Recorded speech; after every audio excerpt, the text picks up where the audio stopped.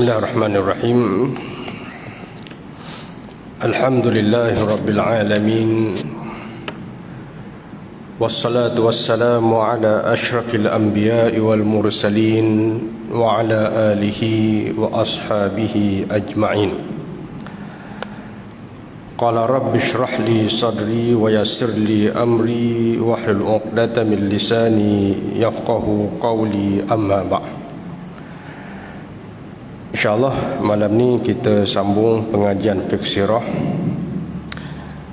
berkenaan dengan pengajaran dan juga renungan daripada kisah Nabi SAW ingin pergi ke tempat hiburan tetapi ditidurkan oleh Allah Subhanahu Wa Taala di tengah jalan. Dan peristiwa ini berlaku kepada Nabi sebanyak 2 kali. Maknanya yang kita kongsi hari itu, Nabi SAW satu hari dia gembala kambing, dan kemudian satu malam Nabi SAW minta supaya kawannya jaga kambing bahagian dia, sebab Nabi nak pergi dekat pesta di bandar. Lalu sampai sahaja di rumah pertama kawasan Mekah, lalu Nabi tertidur sampai pagi. Perkara yang sama berlaku sebanyak 2 kali dalam hayat Nabi SAW waktu baginda umur remaja. Jadi pada malam ni insya-Allah kita bincang pengajaran dan juga hikmah di sebalik peristiwa yang berlaku, yakni Nabi ditidurkan waktu hendak pergi ke pesta.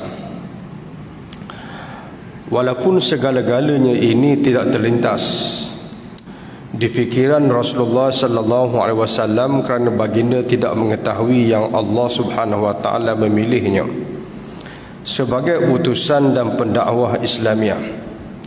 Garis-garis kasar penghidupan Rasulullah SAW sebagai Rasul ialah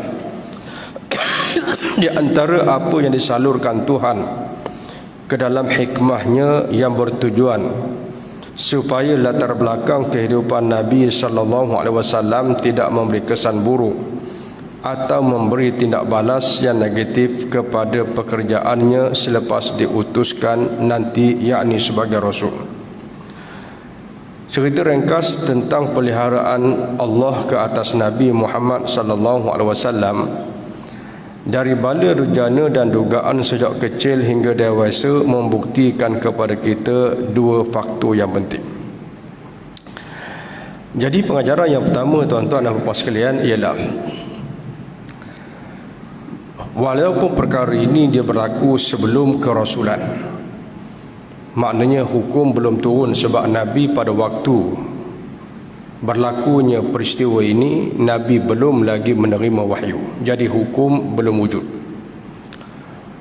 Walaupun hukum belum wujud, tetapi Allah menjaga Rasulullah SAW supaya tidak melakukan maksiat dan tidak melakukan kesalahan walaupun Nabi belum menjadi Rasul.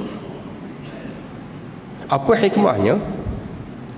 Hikmahnya takut nanti orang buat hujah, Nabi pernah buat benda ni. Tetapi Allah nak jaga Rasul SAW walaupun belum terima wahyu, walaupun belum turun hukum, tetapi perkara-perkara yang diharamkan oleh Allah kepada umat sebenarnya tidak dilakukan oleh Rasulullah SAW walaupun belum menerima wahyu. Maknanya Nabi ini tak pernah minum arak walaupun sebelum Rasul. Nabi tak pernah berzina walaupun sebelum menjadi Rasul. Nabi tak pernah menipu orang dalam perniagaan walaupun sebelum menjadi Rasul. Walaupun waktu itu belum turun hukum, tetapi Allah menjaga Rasulullah SAW daripada kesalahan-kesalahan walaupun belum diturunkan hukum, yakni sebelum diterima wahyu. Jadi cerita ringkas ini, Allah pelihara Nabi ini membuktikan kepada kita dua faktor penting. Yang pertama, Nabi Muhammad sallallahu alaihi wasallam tetap seorang manusia biasa, mempunyai sifat-sifat dan naluri-naluri terdapat pada manusia-manusia lain. Ianya tetap sebagai seorang pemuda yang penuh dengan panca aneka perasaan, gemarkan kepada kesenangan, hiburan, bersukaria dan sebagainya. Jadi pengajaran yang pertama ataupun faktor yang pertama ialah menunjukkan kepada kita bahawa Nabi sallallahu alaihi wasallam ni merupakan manusia biasa yang mempunyai naluri macam manusia lain. Maknanya, lapar kalau tak makan, sakit kalau tercedera, tertekan kalau orang kata ada masalah, sukakan hiburan, sukakan kepada perkara-perkara yang menyeronokkan. Itu merupakan sifat semula jadi yang ada pada manusia. Tetapi yang keduanya nanti kita akan bincang, Allah memaksumkan Nabi daripada menyalahgunakan sifat kemanusiaan. Cuma kita nak sebut yang pertamanya ialah sirah ini ataupun peristiwa ini membuktikan Nabi ini macam manusia lain. Maknanya sukakan kepada hiburan, sukakan kepada kita kata perkara-perkara yang menyeronokkan. Maka kalau kita baca pula sirah lain, ada masa Nabi tertekan bila mana ada masalah. Nabi sallallahu alaihi wasallam rasa sakit. Nabi sallallahu alaihi wasallam rasa seronok dan seumpamanya. Itu maknanya menunjukkan bahawa Nabi sallallahu alaihi wasallam adalah manusia biasa. Apa hikmahnya? Hikmahnya ialah kalau Allah Subhanahu wa taala jadikan Nabi sallallahu alaihi wasallam ni bukan manusia. Sebab dalam Al-Quran, sebagai contoh kita ambil dalam surah Al-Ma'idah. Dalam surah Al-Ma'idah ataupun surah Al-An'am, Allah Subhanahu wa taala telah menukilkan kata-kata orang musyrikin yang mempertikaikan Nabi sallallahu alaihi wasallam. Sebab Nabi ni pergi ke pasar, Nabi ni berjalan dekat orang ramai, bergaul dengan orang ramai macam biasa. Lalu ada orang kata, Nabi apakah ini? Berjalan macam kita, makan macam kita, bergaul macam kita. Jadi dia ingat Nabi ni maknanya kayangan. Lalu antaranya ialah Allah SWT turunkan ayat, wa qalu laula unzila alaika malak. Mereka berkata, wahai Muhammad, alangkah baiknya kalau yang diturunkan itu malaikat, bukan manusia. Maknanya Rasul kepada manusia ni bukan manusia, kalau boleh malaikat. Lalu walau anzalna malakan, kata Allah, kalau aku turunkan malaikat, laqudiyal amr, laqudiyal amr, maka diturunkan sekali dengan hukuman. Summa la yunzarun, kemudian mereka tak ditangguhkan lagi. Maknanya kata Allah, kalaulah nak malaikat turun, boleh malaikat turun, tapi kalau malaikat turun ni maka tamat. Maka tak mana hak kafir terus kena hukum. Tu kalau Allah turunkan malaikat. Baik, kata Allah, kalau aku turunkan malaikat, la ja'alnahu rajulan, aku akan jadikan malaikat tu ialah lelaki dalam bentuk manusia. Wala labasnahum ma yalbisun, pun aku akan pakaikan malaikat itu sebagaimana manusia mempunyai ataupun manusia berpakaian. Jadi kata Allah, kalau aku turunkan malaikat, dia akan jadi dalam bentuk manusia juga. Nanti pula kalau aku turunkan malaikat, nanti kamu akan buat alasan, dia ni malaikat, kami manusia tak sama. Jadi macam mana kamu nak ikut ajaran dia? Dia buat alasan tu pula. Jadi manusia ni dia pokoknya sebenarnya dia tak nak ikut. Sama ada manusia ke, sama ada malaikat ke, sebenarnya bukan isu. Kata Allah, kalau aku turunkan malaikat sebagai Rasul sekalipun, aku akan jadikan dia dalam bentuk manusia. Aku akan pakaikan dia, maknanya malaikat tadi yang jadi Rasul, dia juga akan pakai sebagaimana manusia pakai. Nanti kan kalau mari malaikat dalam bentuk robot, agak-agak manusia nak ikut tak? Alasan pula manusia beri, ni robot kami tak boleh ikut. Kalau turun dalam bentuk manusia, nanti dia kata ni malaikat, kami manusia, kami mengantuk, kami letih. Dia tak apalah, dia malaikat, tak letih, tak mengantuk. Buat alasan pula. Jadi sebab itu Allah Ta'ala kata, aku turunkan Nabi ni manusia. Sebab apa? Supaya kamu tidak ada alasan nak kata dia malaikat, kami tak boleh ikut. Dia tak lapar, kami lapar, kami tak boleh ikut. Dia boleh semayang tahajud sebab dia malaikat, tak mengantuk. Kami manusia tak boleh semayang tahajud sebab kami mengantuk. Jadi manusia ni macam-macam alasan. Jadi sebab itu, untuk Allah Ta'ala tak bagi ruang manusia nak buat alasan, maka Allah turunkan Rasul itu di kalangan manusia, bersifat sebagaimana sifat manusia lain. Cuma nanti faktor yang kedua kita akan tengok, Allah Subhanahu Wa Ta'ala menjaga Rasul daripada melakukan kesalahan. Baik, bila kita faham gitu, kita akan faham satu kaedah. Orang yang tak buat salah ni, dia ada dua jenis. Kalau dalam ilmu usul disebut ada dua jenis. Satunya ialah ad-daf'u 'anil fi'li, yang keduanya dia panggil adamul fi'li. Orang tu dia memang enggan untuk buat. Yang keduanya ialah seseorang yang memang tidak buat. Dua benda yang berbeza. Kita ambil contoh senang. Orang tu dia tidak berzina. Terpuji ke tak terpuji? Terpuji. Tetapi yang paling terpuji, dia ada dua jenis. Satunya tidak berzina, yang keduanya enggan berzina. Dua benda yang berbeza. Apa makna tidak berzina? Contohnya dia hidup dalam masyarakat yang hukum Islamnya kuat. Ada hukuman had sebagai contoh. Perempuan semua jaga maruah, tak ada pelacur, semua tutup aurat. Jadi dia tak berpeluang untuk berzina, tak ada nafsu untuk berzina sebab suasana terjaga.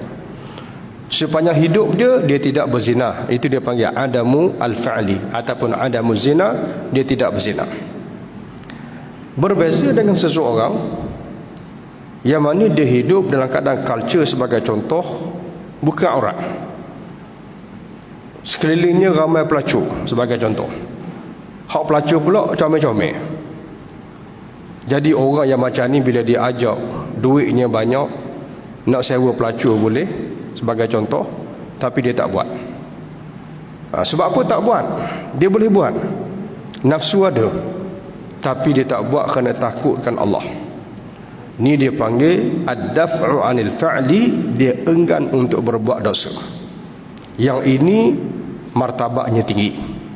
Martabaknya tinggi, yang disebutkan dalam hadis sebagai salah seorang yang diberikan naungan oleh Allah di padang mahsyar, yang tidak ada naungan melainkan naungan daripada Allah. Siapa dia? Iaitu lelaki yang diajak untuk berzina oleh perempuan, dia enggan dan menyatakan aku takut kepada Allah. Ini antara kelebihan dia sebutkan sebagai adamul fa'li. Jadi Nabi SAW ni ada nafsu, kemanusiaan. Jadi Nabi tak buat dosa ni bukan sebab tak ada nafsu, tetapi enggan untuk melakukan dosa. Sebab tu kita ambil contoh-contoh tadi. Ada orang mungkin dia tidak terlibat dengan riba sebab dia tak reti. Dia tak reti melabur, dia tak reti buat pinjaman, dia tak reti menega. Pagi tanam sayur, petang kutip, esok jual. Pagi tanam sayur, petang kutip, esok jual. Itu kerja dia. Dia tak terdedah dengan riba, maka dia tidak makan riba sepanjang hidup. Itu bagus. Tetapi ada orang yang ditawarkan riba kiri kanan, mampu untuk memberi riba dan mampu untuk mengambil riba, tapi dia tak buat. Sebab apa tak buat? Sebab takut kepada Allah.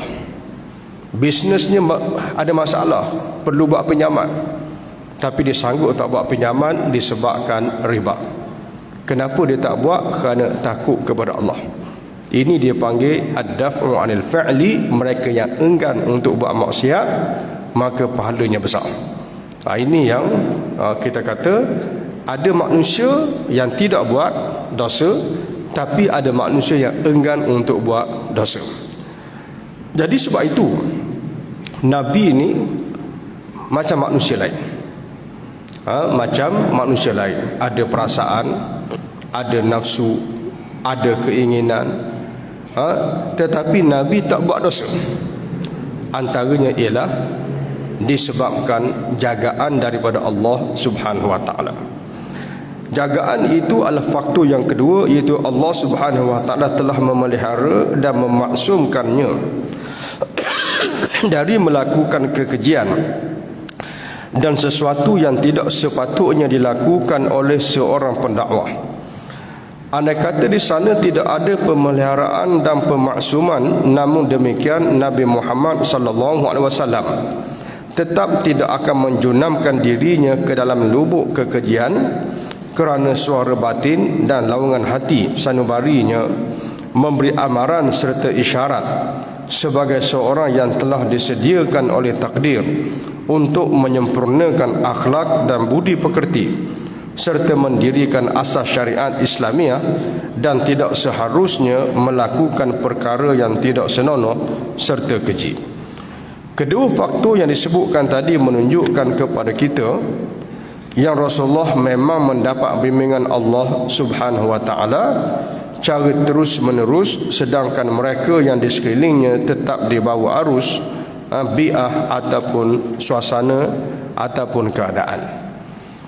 Jadi makna yang kedua, sebab apa Nabi tak buat maksiat walaupun ada nafsu dan ada keinginan?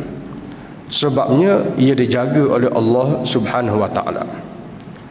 Maksum ni dia ada beberapa jenis yang berlaku ke atas Nabi sallallahu alaihi wasallam. Yang pertamanya ialah Nabi tak buat langsung, sebab ia dijaga oleh Allah. Macam kita kata mencuri, berzina, menipu perniagaan, Nabi langsung tak buat, sebab itu memang benda yang kecil. Yang keduanya ialah benda-benda yang biasa, macam kita kata contohnya zina, curi. Ni memang benda yang keji, sama ada jahiliah ataupun zaman Islam. Maknanya walaupun mereka ni tidak beragama Islam, tetapi perbuatan ini orang anggap keji. Contohnya tadi kita ambil mencuri. Mana hal ni of course Nabi tak buat langsung. Yang kedua, dia tidak dianggap keji, dia dianggap biasa oleh masyarakat, tetapi ianya tak sepatutnya dilakukan oleh Rasul. Contohnya kita ambil hiburan, macam yang kita baca tadi. Hiburan ni satu sudut tak salah, pesta satu sudut biasa dalam culture mana-mana masyarakat, tetapi dia tidak sayogia oleh seorang Rasul untuk terlibat dengan benda yang macam ni. Jadi sebagai manusia biasa ada naluri nak menyertai hiburan, nak tengok hiburan. Maka sebab itu Nabi SAW berhasrat untuk pergi. Tapi kita tak pernah baca Nabi ni ada hasrat nak mencuri tapi dia gagalkan oleh Allah. Tak berlaku. Sebab apa tak berlaku? Sebab mencuri ni benda yang salah dari segi orang kata asas tu sendiri dah salah. Tetapi ada benda yang mana biasa dilakukan oleh mana-mana culture. Contohnya tadi hiburan. Maka Nabi nak pergi, ada keinginan untuk pergi, dan Nabi telah berusaha untuk pergi, tetapi dihalang oleh Allah Subhanahu wa taala. Caranya macam mana? Sampai di rumah pertama di bandar, Allah tidurkan Nabi sampai pagi. Tak terkejut, mari mengantuk, tertidur tengah jalan. Ini yang berlaku kepada Nabi. Sebab apa berlaku macam ni? Sebabnya Allah nak pelihara Nabi daripada melakukan sesuatu perkara yang tidak sayogia dilakukan oleh seorang Rasul.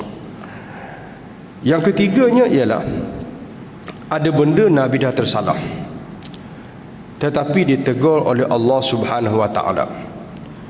Contohnya kita ambil dalam satu peristiwa, Nabi ini dihadiri oleh pembesar-pembesar Arab untuk bertanyakan tentang Islam.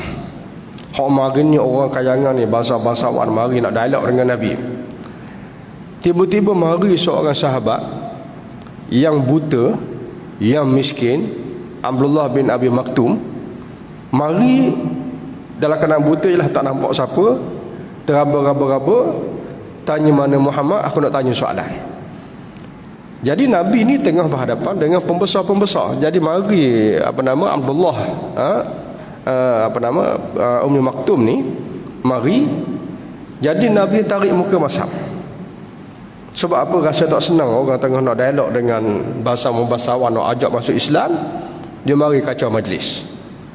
Lalu Nabi tarik muka masam disebabkan oleh kehadiran Ummi Maktum tadi ke dalam majlis Nabi berdialog dengan pembesar-pembesar nak dakwah ajak masuk Islam.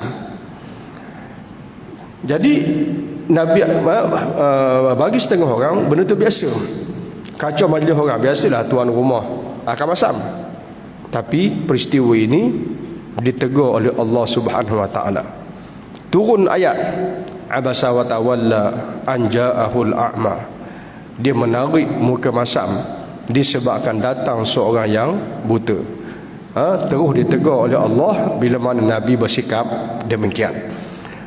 Maknanya ada benda yang Nabi terbuat dulu, kemudian ditegur oleh Allah Subhanahu wa taala. Biasanya benda ni yang tak melibatkan benda haram lah, tapi melibatkan contohnya benda-benda yang sayugia bagi Nabi SAW. Dia tak ada kes Nabi mencuri dulu turun ayat tegur haram, tak ada. Tapi benda-benda yang orang kata bersifat orang kata adat tadi, kadang-kadang ditegur oleh Allah Subhanahu wa taala selepas daripada berlakunya peristiwa. Dan ini pun masih dalam kategori maksum. Maknanya Nabi tersilap dulu kemudian ditegur oleh Al-Quranul Karim. Banyak peristiwa yang berlaku. Sebagai contoh kita ambil dalam peristiwa Al-Munafiqun. Dalam peristiwa Munafiqun ni, balik daripada perang Badr Mustalik, tiba-tiba seorang sahabat dengar Abdullah bin Ubay bercakap, nanti balik ke Madinah kita akan halau Muhammad dan kawan-kawan dia balik. Kemudian kita kena sekat bantuan. Pastikan orang-orang Madinah tidak bantu keuangan orang-orang yang mari daripada Mekah bersama dengan Nabi SAW. Jadi sahabat yang dengar ni, dia terkejut. Sebab masa itu semua orang sangat excited bila Abdullah bin Ubay masuk Islam. Kenapa? Sebab Abdullah bin Ubay ni orang yang paling berpengaruh di Madinah. Dia satu-satunya manusia yang boleh masuk dengan kabilah Aus, yang boleh masuk dengan kabilah Khazraj. Dia satu-satunya manusia yang baik dengan Yahudi, semua kabilah. Dan dia adalah orang yang dicanang-canangkan sebagai raja di Madinah sebelum kedatangan Nabi ke Madinah.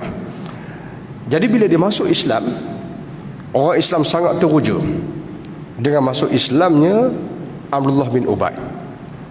Jadi tiba-tiba seorang sahabat, dia dengar Abdullah bin Ubay ni bercakap untuk sabotaj Nabi. Dia terkejut. Dia balik ke Madinah, dia cerita dekat bapa saudara dia.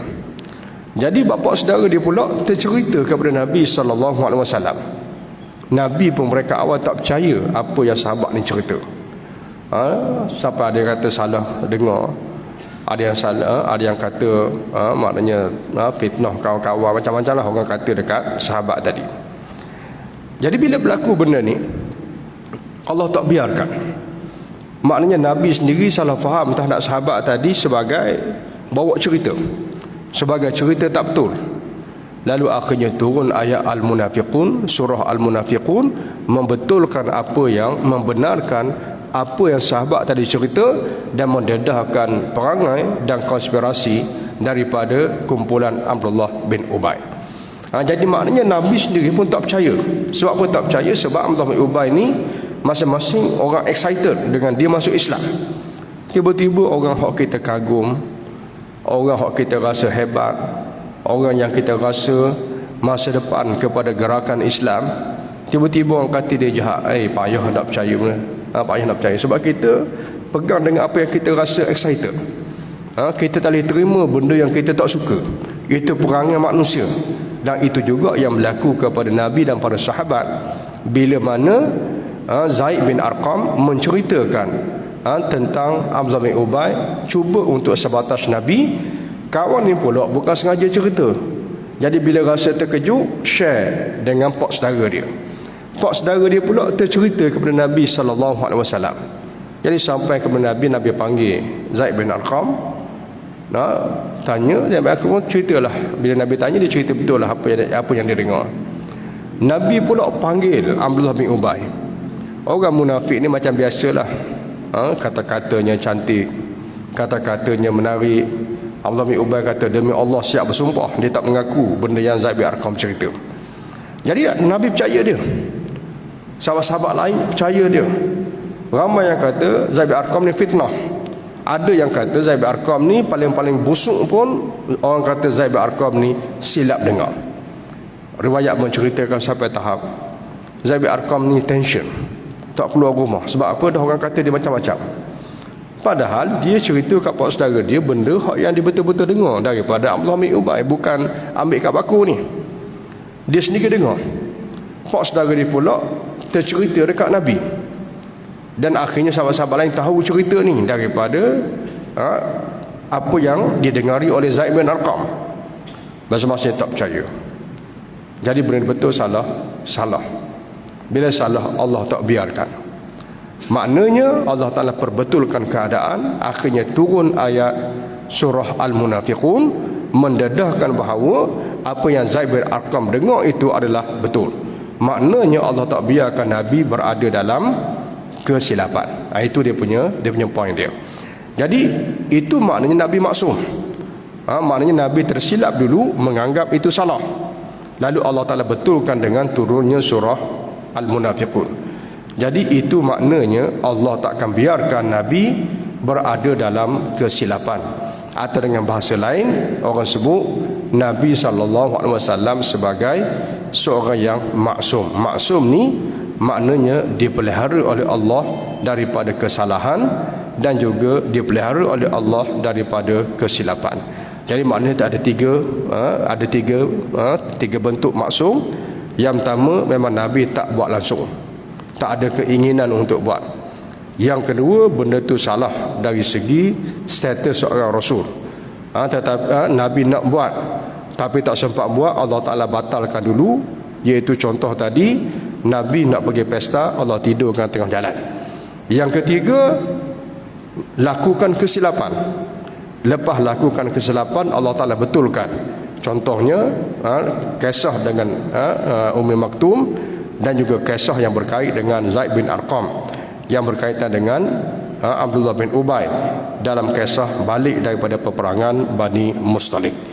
Jadi maknanya bila Rasul bersifat demikian, yang pertama dia manusia, naluri manusia, perbuatan manusia, sifat manusia, tetapi berbeza dengan manusia lain, iaitu Allah memaksumkan Nabi SAW.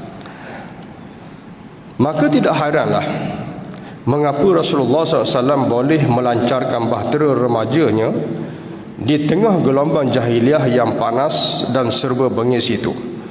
Kesemua ini memperlihatkan kepada kita tanda kenabian yang disediakan demi untuk memikul bebanan tanggungjawab.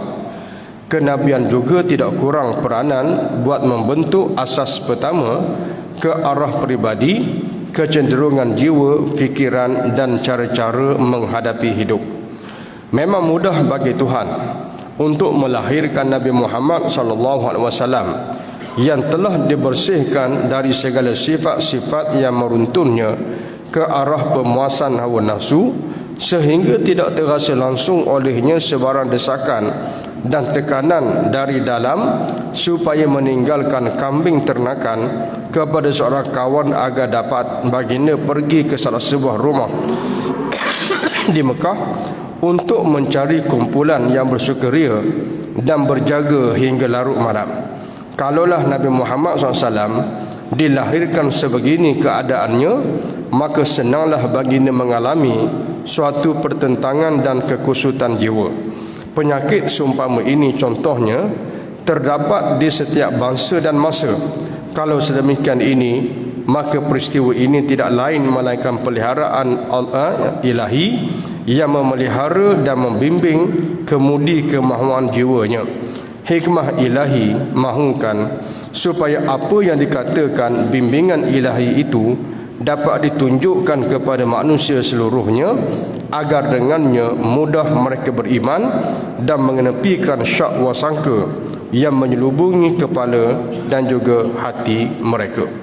Jadi maknanya boleh Allah Ta'ala nak lahirkan Nabi ni, maknanya hidup macam manusia lain, berhibur, berpesta, minum arak boleh, tetapi Allah tak biarkan begitu. Sebab apa? Takut nanti jadi kekeliruan kepada manusia. Kalau kita baca sebagai contoh surah yang berkait dengan Nabi Ibrahim, itu pun orientalis dah petikai dah. Sebab Nabi Ibrahim ni sebelum dia jadi Rasul, dia tengok bintang, adakah ini Tuhan? Dia tengok bulan, dia tanya pula, ni lagi besar, mesti ini Tuhan. Kemudian dia tengok matahari pula, dia kata ni lagi terang, mustahil. Bulan tu Tuhan, dia kata mungkinkah ini Tuhan? Maka akhirnya barulah Allah Ta'ala turunkan wahyu yang menjadikan Nabi Ibrahim sebagai Rasul dan bertemu dengan ilahi, wahyu ilahi, dan akhirnya menjadi Rasul.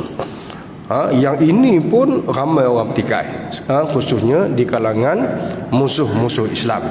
Bayangkan Nabi SAW, kalau ada riwayat Nabi minum arak, Nabi berzina, Nabi makan riba untuk untung dalam perniagaan, bayangkan betapa kecoh umat manusia, terutamanya mereka-mereka yang memusuhi Islam.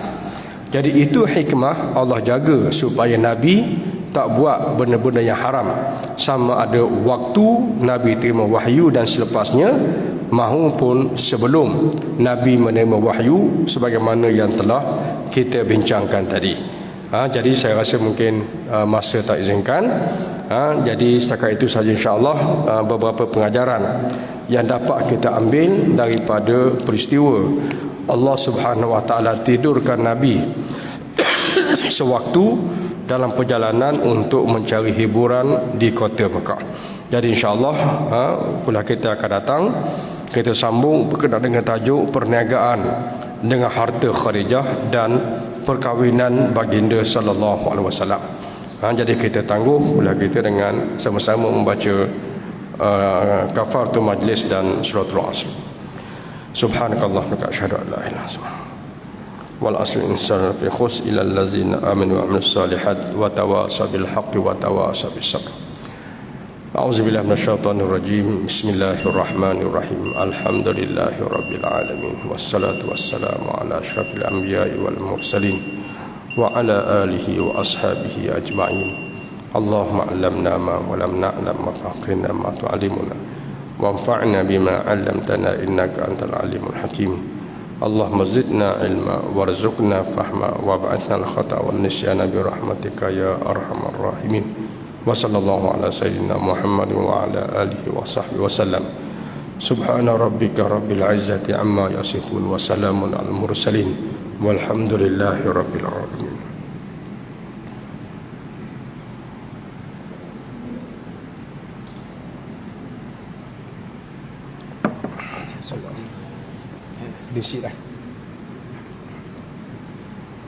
Isi dah itu, isi kali.